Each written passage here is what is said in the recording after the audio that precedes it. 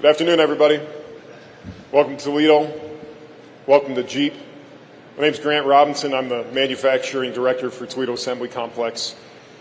I've been at this assembly complex for 13 years. And in fact, this marks my last event here as I am transitioning to Sterling Heights Assembly Plant, which is the home of the Ram 1500. And I can't think of a better way to send off than hosting our honored guest here and showing off our plant, our people, and our products. We are the home of Jeep. We're celebrating 85 years of Jeep, our products, and our brand. In fact, this marks my last event here, as well as 250 years transitioning to Sterling Heights Assembly Plant and America's birthday. Our team of about 4,700 employees, many of whom are third and fourth generation Toledo workers, proudly build Jeep Wranglers and Gladiators for the United States and for the entire world. Jeep Wranglers and Gladiators are only built one place, and that's right here in Toledo. And in 2028, we'll have production of an all-new mid-size Ram truck, alongside these legendary Jeep vehicles as part of a $13 billion investment in America and a $400 million investment in Toledo. The Toledo investment is going to create 900 jobs and support a strong, growing domestic manufacturing industry and facility. This investment and product allocation is a testament to the strength of the Toledo workforce, and we're excited to have American workers building American trucks in the Midwest. We're excited for this, the new technologies, the jobs that will sustain this plant for decades, and I appreciate everyone being here. And with that, I'm going to hand it off to Secretary Duffy. Thank you. So, Grant, thank you. It's a pleasure to be here with you today. He's done yeoman's work giving us a tour of the plant, which actually was really awesome. I appreciate that. Also here with our U.S. Trade Representative, Jamison Greer, who has done a fantastic job implementing with the President the vision on what tariffs we need to make sure we have more manufacturing come back to America, but also make sure we protect great American workers. And along with our EPA Administrator, Lee Zeldin, who is always the President's favorite. He tells us that all the time. Who does great work making sure that we have smart rules in place. Listen, I'm honored to be here, and I want to talk about the work that we're doing, trying to bring affordability back to the auto industry. And so if you think about the last administration, they had this idea that they wanted to supplant the will of the consumer. And the management of our car companies, they said, you know what, we want to make sure we transition from a combustion engine to EVs. And we're going to do that in a couple ways, and one of the ways is what Lee's going to talk about. But in the Department of Transportation, they said we're going to set the fuel economy standard, the CAFE standard, to almost 60 miles a gallon. Now, there's no combustion engine that can hit 60 miles a gallon. And the law says that it has to be a combustion engine. Though the problem is they started to use EVs as their model, which was illegal. You can't do that. And in the process, the car companies were either having to pay billions of dollars in taxes, or they were buying carbon credits for billions of dollars, driving up the cost of a car, but then also they were forced to make vehicles that no one wanted to buy. No one wanted to buy the EVs. And by the way, if you want to buy an EV, that's fine. I love that. You buy yourself an EV, but I think you should choose the kind of vehicle that you want to buy, and I think that car companies should make the vehicles that meet your needs. So in this administration, we are rolling back what I would argue is illegal and unattainable for a fuel economy standard. They love it too. They're going to ring for that.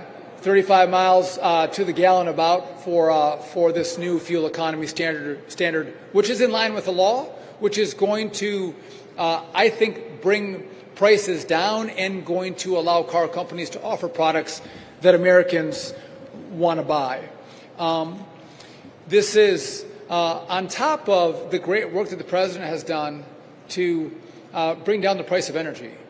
We all sit at different points in the Oval Office. He cares about how much you pay for a gallon of gas. And he knows that if he can bring down the price of a gallon of gas, that is almost a rebate. Your paycheck goes further. you have more disposable income when those prices come down. Also, a lot of energy used here as well, that you can run plants like this more cheaply if you have more affordable fuel. That's more profit. Maybe that's better wages for our workers, but makes us more competitive. So prices are down to a 6-year low, down to back to 2019. So Donald Trump 47 is competing with Donald Trump 45 to see which one of the Trumps can get lower in gas prices. And so that's been fantastic.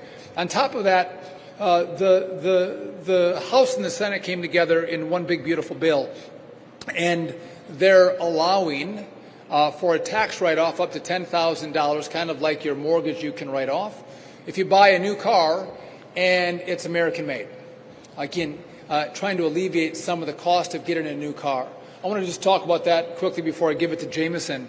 The average age of a vehicle on American roads is 13 years. And again, that's fine, but the new technology that has come out, life-saving technology in these vehicles, the fuel efficiency of the newer vehicles is remarkable.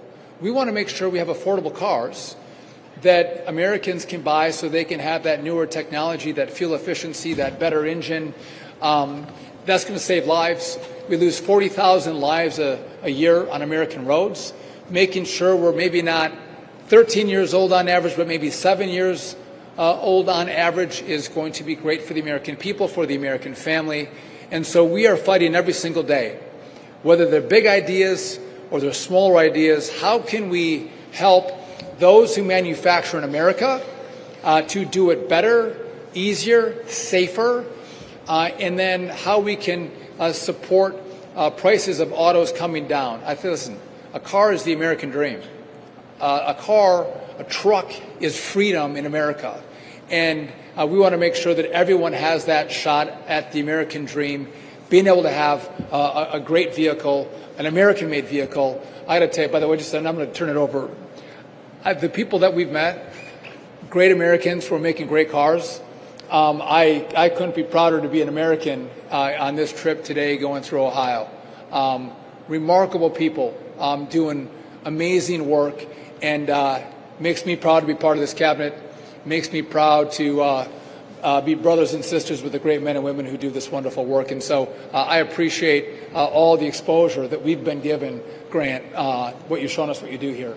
And so with that, a lot of the work that we do comes through trade to make sure that we're competitive. I want to turn it over to our trade rep who's done fantastic work, Jameson Greer. Thanks, Sean, and thanks, Grant, for the tour, and thanks to all of you. If you stood close to me today during the tour, you would have heard me say at least once that I own 2 Jeeps built in this factory. Exactly right. So I've got one there, and I just saw the Moab, and I realized I do have a little more space in my driveway. So I'll talk to my wife when I get back about that. And it was great to talk to some of you on the line. And a question I always ask when I come to a factory like this is, do you have family and friends working at the factory? And almost always people say yes, and then they start ticking through, their daughter, their brother-in-law, their uncle, their father, their grandfather, in some instances. And that's why these kinds of plants are so important to the president, because when you talk about a plant like this, you're talking about a community, and you're talking about the families that it supports. And these are the kinds of jobs that we want to have here in the United States of America. We're here to talk about affordability, and fortunately in the month of December, the price of vehicles in America ticked down. Inflation's in check, it's going down, it's all going the right direction. But another part of affordability is wages. And the Biden administration, during the 4 years of the Biden administration, real wages went down for the American worker by $3,000 over 4 years. Now that's a hole to dig out of, but in the first 12 months of the Trump administration, real wages for manufacturing workers has gone up by $1,300. So we're about halfway out of that hole, but we're only 1 year in. We've imposed tariffs on foreign vehicles, on foreign trucks, on foreign automobiles, so that we can have a priority for vehicles that were made here in America by American workers like you. And we work with the companies, we work with management, we work with the labor unions, we work with everybody, because we are focused on making sure we can make cars here in America, that they're American made, The president knows that NAFTA and some of these other trade deals were a disaster, and they sent jobs overseas. They sent them to Mexico, to China, all these places, and we're not doing that anymore. You can see right now the Chinese are sending vehicles all over the world. They want to put them in all these other markets, and they're not coming here because the president put a tariff in place years ago, and he has tariffs on the rest of the world now. So we're in a great situation where auto lines are being reshored to the United States. We're very grateful to Stellantis. It's announced a $13 billion investment. I know it was a big step for them. We're very grateful that they did that. That means more jobs here, more jobs in other plants. An energy dominance-focused meeting with President Trump right after we were confirmed. The president was going into detail, wanting to engage with us on CAFE standards, on tailpipe emissions, on electric vehicle mandates, wanted to know what we were going to do, and didn't want us to waste any time to get results over the finish line. Secretary Duffy was just in the Oval Office a few weeks ago. You might have caught it. His announcement, his work with his great team at DOT on CAFE standards is something that helps promote consumer choice and to provide a more affordable product for Americans. At EPA, we inherited these EPA waivers that were given by the last administration to California that allowed them to put forth the state-level electric vehicle mandate that a whole bunch of other states then adopted. We sent those 3 EPA waivers to Congress. They reviewed it on the Congressional Review Act. They passed 3 Congressional Review Act resolutions to disapprove of those waivers. President Trump signed it, and now the state of California's electric vehicle mandate is dead. And all the other states that followed it, it is done. And by Congress passing these laws, you can't even have some other administration come in and bring them back to life. You cannot, even in a subsequent administration, bring back these state-level electric vehicle mandates, and it wouldn't happen without President Trump, his leadership, and those in Congress who voted for it. Right now, we're in the process of deciding how to finalize a decision on a proposed repeal of the 2009 Obama-era endangerment finding and all of the greenhouse gas regulations on light, medium, and heavy-duty vehicles from 2010 to 2026, 7, and beyond, as well as elimination of the start-stop, the off-cycle credits that go towards the technology like start-stop, which you've heard Secretary Duffy speak out against, a lot, millions of Americans speak out against, and I guess they should call it a start-stop, start-stop, start-stop feature. It's annoying to get to every corner, and well, we threw that in the proposal as well, getting rid of that off-cycle credit to get rid of that technology. That, if finalized as proposed, would be the largest act of deregulation in the history of the United States of America.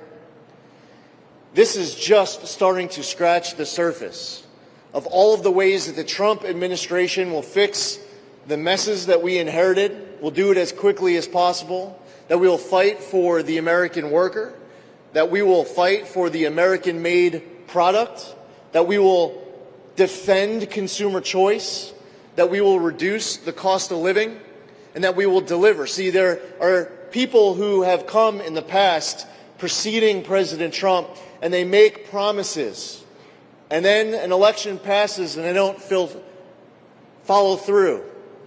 I mean, I think one of the best slogans, when true, is promises made, promises kept. And President Trump spent a whole lot of time with the American auto worker when he ran for office. And a whole lot of American auto workers all across this country supported him. And I can vouch, Secretary Duffy can vouch from our first meeting with him, and Ambassador Greer from countless amount of meetings that he's had with President Trump and talking tariffs and other policies, that this administration has been all in every single day on this job to make sure that this $13 billion investment being made from Stellantis and all of the other investment that we're seeing coming in, investing in the United States of America, is going to be with a total partner with this federal government. So we're honored to be here. I thank Secretary Duffy and Ambassador Greer for the invite to join them. And we're happy to answer any questions that you have, but just know at this EPA, We are proud to be doing our part to follow through and to fight for and defend the American auto product, the brand, and there might not be a brand through the generations that more Americans relate to than the brand of Jeep.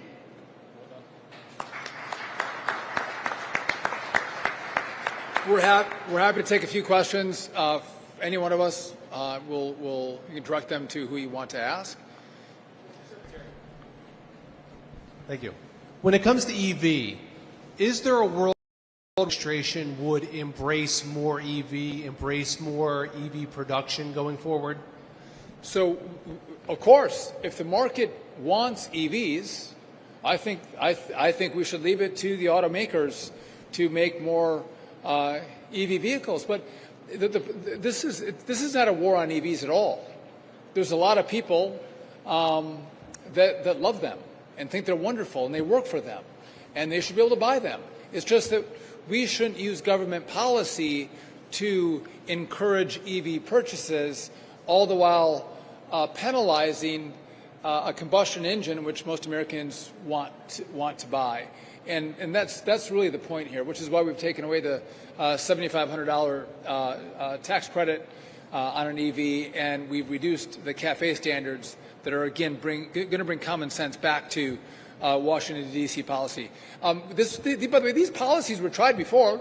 Old Soviet Union to have the state run the economy.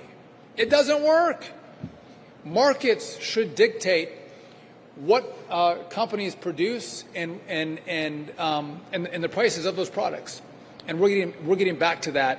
And I think there's people who are widely excited and happy that consumer choice comes back. And just one last point, and if they want to respond, the car companies are going to be able to again build cars that people want. They're not going to be forced into producing vehicles that sit on lots for, I don't know what the timeline is, but they sit on lots, these EVs, for way too long. And so we want car companies and auto workers to be able to produce products that move more quickly. Desire to purchase. I don't know if you want to add anything to that or. Yeah. Mr. Secretary, Dave Shepardson from Reuters. Before I ask about autos, I want to ask, the FAA just issued a bunch of NOTAMs to exercise caution because of potential military activities in Central America, South America. Is that something people should be concerned? So listen, I've been touring Ohio. On those NOTAMs, not quite sure. I haven't reviewed them, but I'll just say this: the FAA works closely with the whole of government approach, and our job at DOT, whether it's with NHTSA, the rules we put in place for vehicles, the kind of roads and bridges we build, or the rules that we impose or the notices that we give at the FAA is all safety driven. And oftentimes we can be overly cautious in how we navigate. So that's our role. That's what we do. And by the way, I don't get read in on any actions that happen in other departments. That might be what you're asking, but no, we drive safety. And can I add, maybe both of you, and Ambassador Greer, some of the auto companies and the Michigan governor have expressed concerns that auto tariffs are leading to higher prices. Can you address that, and also the tariff relief for parts that, months ago? When's that going to flow to the companies? Sure, happy to do that.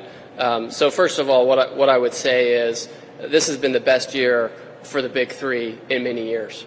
It's been some of their highest sales. We've seen announcements of new investments.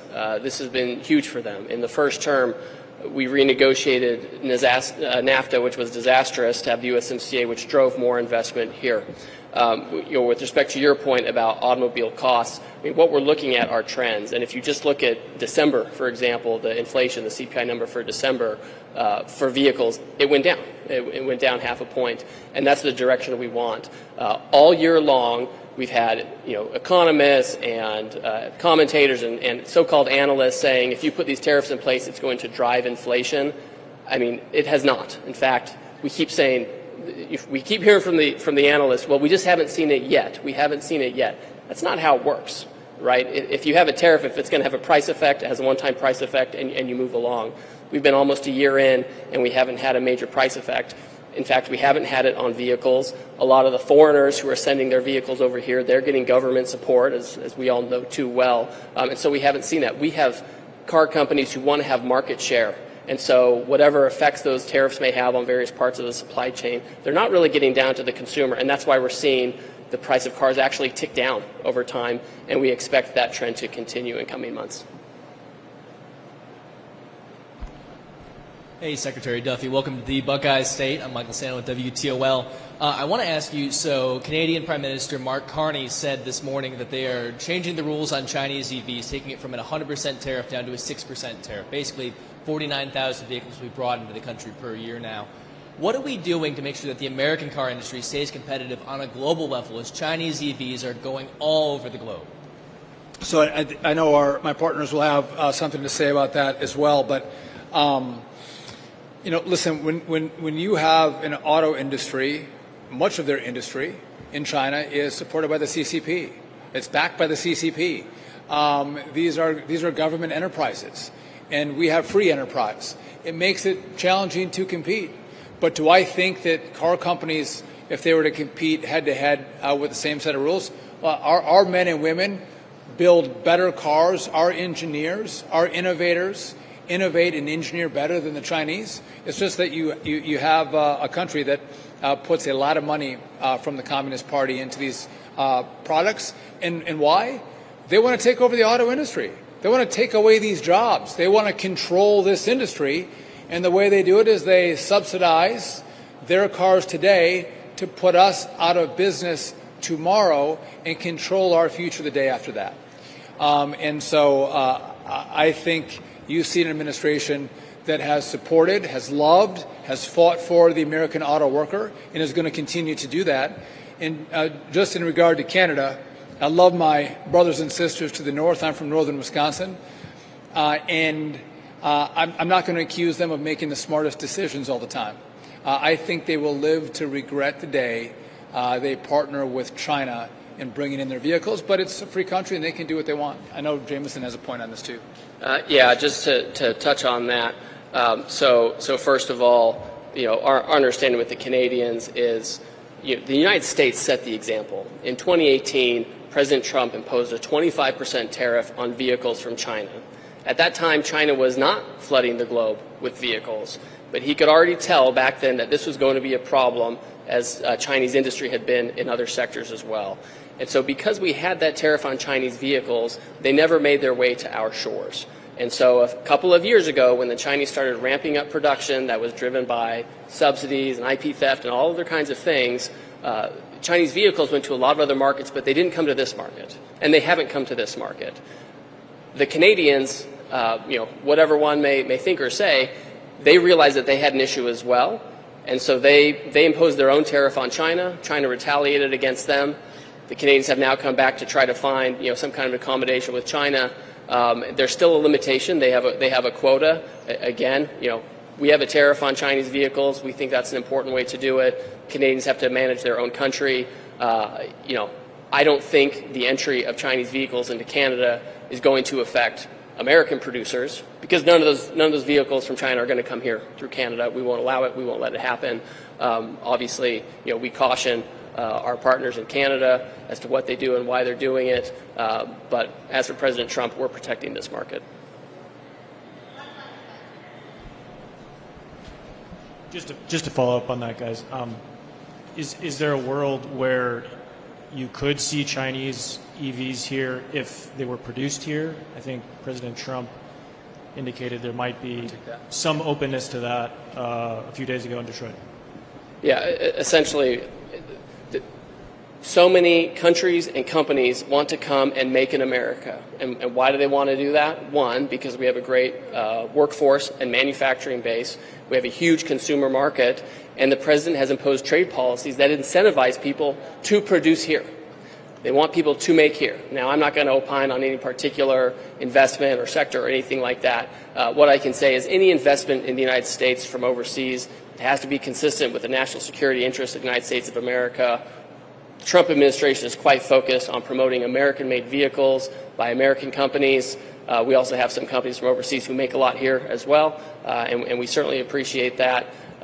Is there a world where the Chinese would come invest here and make cars? I don't know. I don't think we're in that world right now. Obviously, the president is open to thinking about and considering any kind of proposal where people want to send money to America and create jobs in America. Of course, any decision like that, I'm certain he and others in the administration were going to consider national security aspects, economic aspects, et cetera. The point is the president has created an economic environment where people want to invest here, build here, employ here, and sell here.